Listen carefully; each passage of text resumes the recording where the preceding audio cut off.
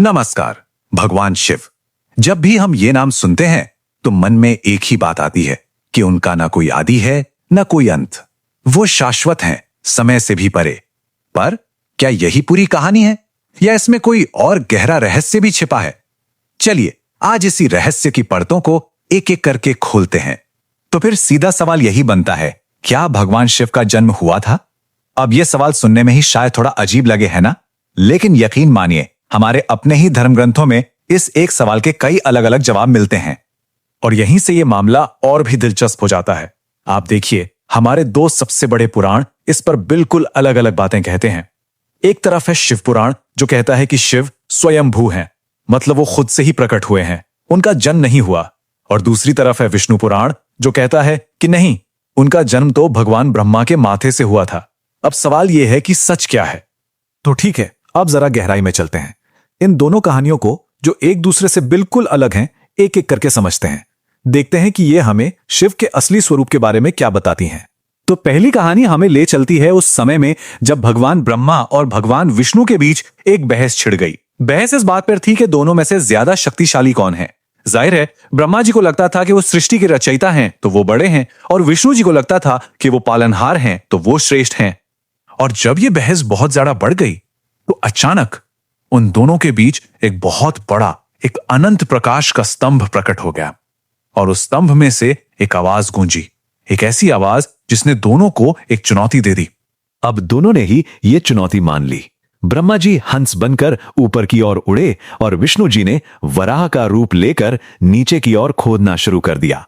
हजारों साल बीत गए लेकिन कोई भी उस स्तंभ का अंत नहीं ढूंढ पाया। और तब उसी स्तंभ से भगवान शिव प्रकट हुए। इसी कहानी ने शिव को आदि अनादि के रूप में स्थापित किया, मतलब वो जिसका न कोई शुरुआत है और न ही कोई अंत। लेकिन अब सवाल फिर वही है, अगर शिव अनंत हैं तो फिर वो दूसरी कहानी कहां से आई जिसमें उन्हें ब्रह्मा का पुत्र बताया गया है? यह सवाल हमें सीधा विष्णु पुराण की एक एकदम अलग कहानी की तरफ ले जाता है।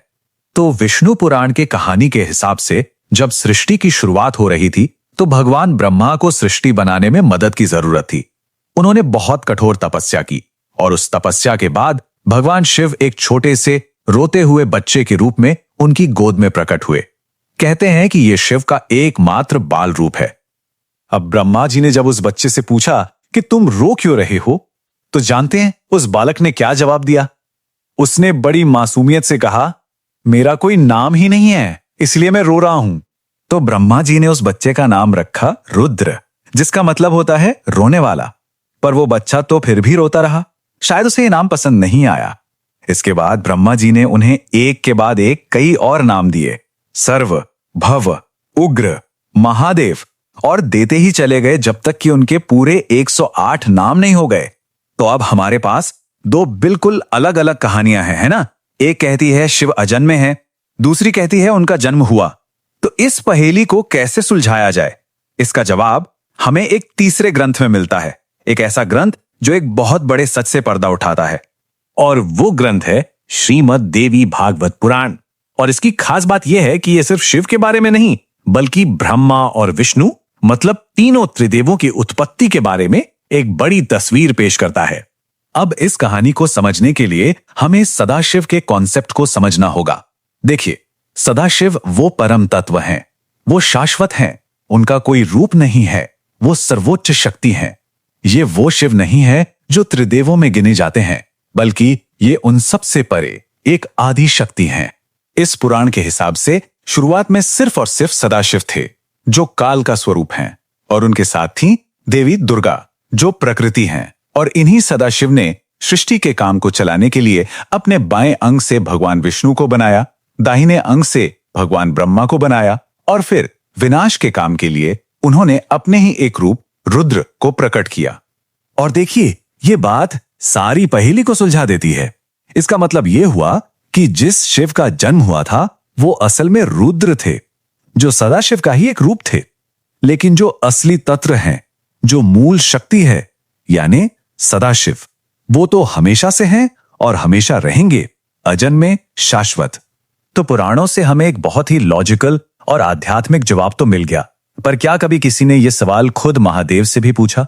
जी हां, एक ऐसी भी कहानी है जिसमें भगवान शिव खुद अपने जन्म के रहस्य पर एक बिल्कुल अलग, एक फिलोसफिकल रोशनी डालते हैं। कहानी कुछ यूं है कि एक बार कुछ ऋषि मुनियों के मन में यह सवाल आया कि भाई जो सबके जन्मदाता हैं उनको किसने जन्म दिया, और ये जानने के लिए वो सीधे पहुंच गए महादेव के पास और उन्होंने पूछा, हे महादेव, आप तो हर किसी के रचयिता हैं, लेकिन आपका रचयिता कौन है? इस सवाल पर भगवान शिव ने बड़ा सरल सा जवाब दिया। उन्होंने कहा, मेरे पिता भगवान ब्रह्मा हैं। अब यह जवाब सुनकर ऋषियों की जिज्ञासा और बढ़ गई, तो उन्होंने फौरन अगला सवाल पूछा, अच्छा अगर ब्रह्मा जी आपके पिता हैं तो फिर आपके दादा कौन है? शिव ने फिर जवाब दिया, सृष्टि के पालनहार भगवान विष्णु मेरे दादा हैं। ऋषि अब भी संतुष्ट नहीं हुए। उन्हें लगा कि बात अभी भी पूरी नहीं है, तो उन्होंने एक आखिरी सवाल पूछा, तो फिर यह बताइए कि आपके परदादा कौन हैं? कहते हैं कि आखिरी सवाल सुनकर महादेव मुस्कुराए और उन्होंने जो जवाब दिया वो किसी परिवार के बारे में नहीं था, वो तो उनके अपने अनंत चक्रीय स्वरूप का रहस्य था। उन्होंने कहा, मैं खुद ही अपना परदादा हूं। शिव का यह जवाब हमें एक बहुत गहरे सवाल के साथ छोड़ जाता है। पुराणों की अलग अलग कहानियों से लेकर महादेव के इस रहस्यमयी जवाब तक शायद असली बात यह नहीं है कि उनके माता पिता कौन है। शायद असली रहस्य यह है कि वो खुद ही शुरुआत हैं और खुद ही अंत भी। एक ऐसा चक्र जो कभी शुरू नहीं होता और कभी खत्म नहीं होता। एक ऐसा सच जो शायद हर परिभाषा, हर लॉजिक से परे है।